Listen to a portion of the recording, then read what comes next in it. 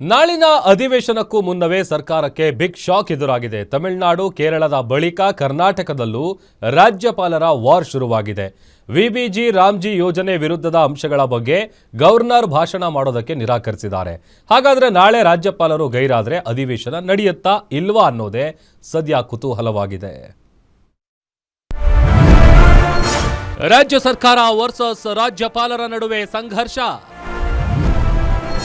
ಕೇರಳ, ತಮಿಳುನಾಡು ಬಳಿಕ ರಾಜ್ಯದಲ್ಲೂ ವಾರ್. ರಾಜ್ಯಪಾಲರು ಭಾಷಣ ಮಾಡದಿದ್ರೆ ಅಧಿವೇಶನ ನಡೆಯಲ್ವಾ?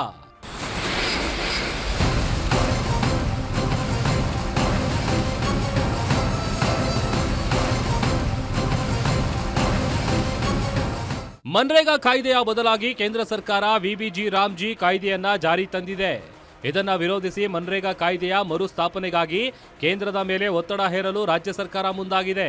ಈ ಸಂಬಂಧ ರಾಜ್ಯ ಸರ್ಕಾರ ವಿಶೇಷ ಅಧಿವೇಶನವನ್ನ ಕರೆದಿದ್ದು, ಇಲ್ಲಿ ಈ ಕಾಯ್ದೆ ಸಂಬಂಧ ಸಮಗ್ರವಾಗಿ ಚರ್ಚೆ ಮಾಡಲು ರಾಜ್ಯ ಸರ್ಕಾರ ನಿರ್ಧರಿಸಿದೆ. ಆದರೆ ವಿಶೇಷ ಅಧಿವೇಶನ ಉದ್ದೇಶಿಸಿ ಭಾಷಣ ಮಾಡಲು ಗವರ್ನರ್ ನಿರಾಕರಿಸಿದ್ದಾರೆ. ಆದ್ರಿಂದ ಸರ್ಕಾರ ವರ್ಸಸ್ ರಾಜ್ಯಪಾಲರ ವಾರ್ ಶುರುವಾಗಿದೆ.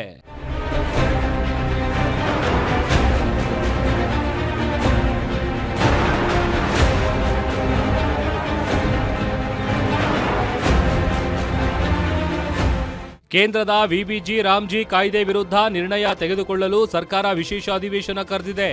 ಹಾಗೆ ಕೇಂದ್ರದ ವಿರುದ್ಧ ಒಂದಿಷ್ಟು ಆಕ್ಷೇಪಾರ್ಹ ಸಾಲುಗಳಿದೆ. ಅದನ್ನ ಸರಿಪಡಿಸುವಂತೆ ರಾಜ್ಯಪಾಲರ ಕಚೇರಿ ಸರ್ಕಾರಕ್ಕೆ ಹೇಳಿತ್ತು.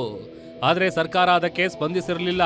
ರಾಜ್ಯಪಾಲರು ಇದಕ್ಕಾಗಿ ಜಂಟಿ ಅಧಿವೇಶನವನ್ನ ಉದ್ದೇಶಿಸಿ ಮಾತನಾಡಲು ನಿರಾಕರಿಸಿದ್ದಾರೆ ಎನ್ನಲಾಗಿದೆ. ಹೀಗಾಗಿ ಕಾನೂನು ಸಚಿವ ಎಚ್.ಕೆ. ಪಾಟೀಲ್, ಸಿಎಂ ಕಾನೂನು ಸಲಹೆಗಾರ ಪೊನ್ನಣ್ಣ ಸೇರಿ ಹಲವರು ರಾಜ್ಯಪಾಲರ ಮನವೊಲಿಕೆಗೆ ಮುಂದಾಗಿದ್ದಾರೆ.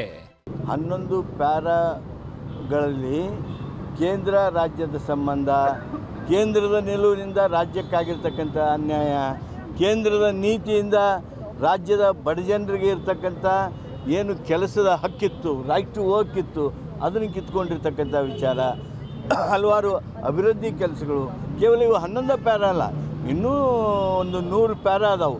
ಆ 100 ಪ್ಯಾರಾದಲ್ಲಿ ನಮ್ಮ ನೀತಿಯನ್ನು, ನಮ್ಮ ರಾಜ್ಯದ ಬೆಳವಣಿಗೆಯನ್ನು, ನಮ್ಮ ರಾಜ್ಯದಲ್ಲಿ ಮುಂದೆ ಆಗಬೇಕಾಗಿರ್ತಕ್ಕಂಥ ಕೆಲಸ ಕಾರ್ಯಗಳ ಬಗ್ಗೆ ನಾವು ಪ್ರಸ್ತಾಪ ಮಾಡಿದ್ದೇವೆ.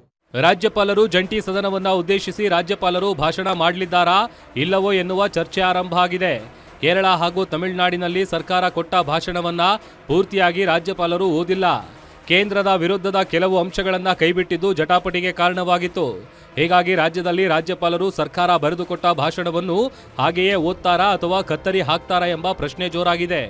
ಇದೇ ವಿಚಾರಕ್ಕೆ ವಿಪಕ್ಷ ನಾಯಕ ಆರ್ ಅಶೋಕ್ ಪ್ರತಿಕ್ರಿಯೆ ನೀಡಿ, ವಿಬಿಜಿ ರಾಮ್ಜಿಯಲ್ಲಿ ರಾಜ್ಯ ಸರ್ಕಾರ 40% ಅನುದಾನ ಭರಿಸಬೇಕು.